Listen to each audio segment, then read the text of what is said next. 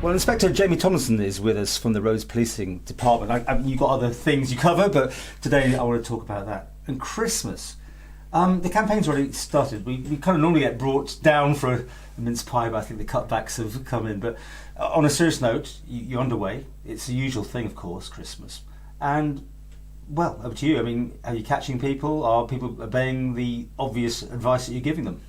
Well, it's twofold this year, Paul. We've got the Drink Safe campaign, and within that we've got the Drink Drive campaign as well, which has been run by the Constabulary. That started last weekend, and that's going to continue right the way through December, and hopefully it will be a successful campaign. You've got these matrix signs out in various places. Yeah, just raising awareness. We've got the matrix signs. We've got a lot of social media activity taking place, just to try and get it out there and educate people, and hopefully they'll take heed of what we're asking them to do. Well, the first night, no one was actually over the limit, which obviously must be pleasing. But you normally do have a tally that gets bigger and bigger over the festive period.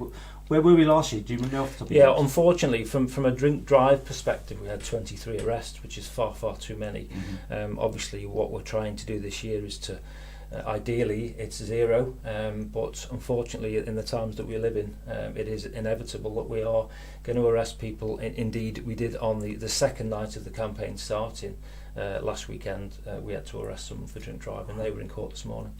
Now, years ago we did a test. We had a glass, it was very interesting, glass of wine, and then that threw me over the limit, which is staggering. I think this is where it keeps coming back to what people think is perception-wise okay, and what clearly now isn't okay. Yeah. Well, the message is clear from us. It's just don't do it. Don't drink and drive.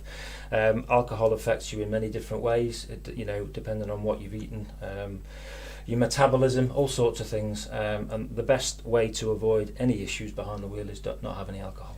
And the longer consequences, even after all that's over, whatever points you get, it hits you because you're banned, and you've got massive problems when you get your licence back anyway, haven't you? Indeed, yeah. The knock-on effect is huge, and people don't realise. Don't realise how it affects them. Insurance companies. Insurance companies. The lack of transport, the knock-on it has to family members.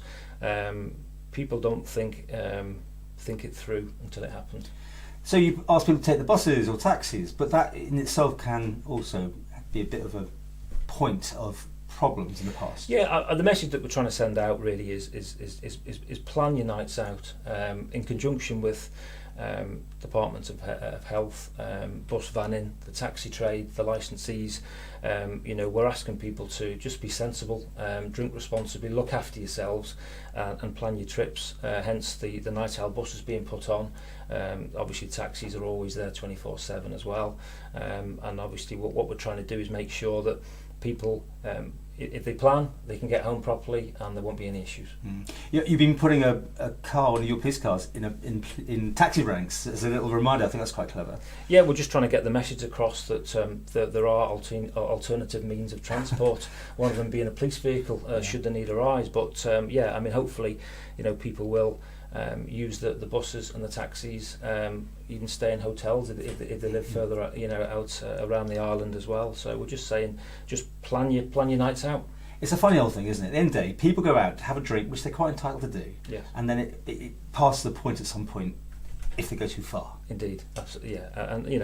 And it happens to sometimes to decent people. They'll make a mistake, they'll drink too much, and they'll have to face the consequence of their actions the following morning. And what about rowdiness and all that sort of thing, away just from the driving element to people being out in town and having too much? Yeah, absolutely. And again, we've got the taxi drivers and the bus drivers that they're putting on a service to get people home, to help people, and the last thing we want is them being abused by people that can't handle their alcohol. So we'll certainly be dealing with any offenders robustly should the need arise. Now there's always this thing, I use the Australian term, dobbing in.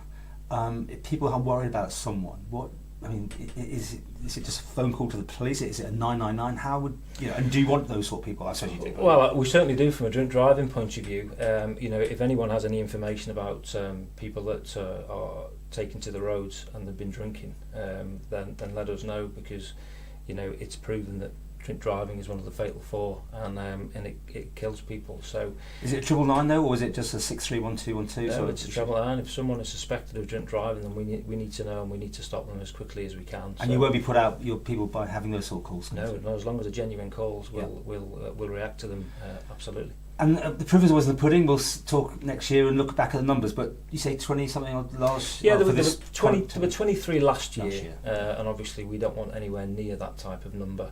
You know, just to let you know, the campaign has dedicated units. It will work right the way through December.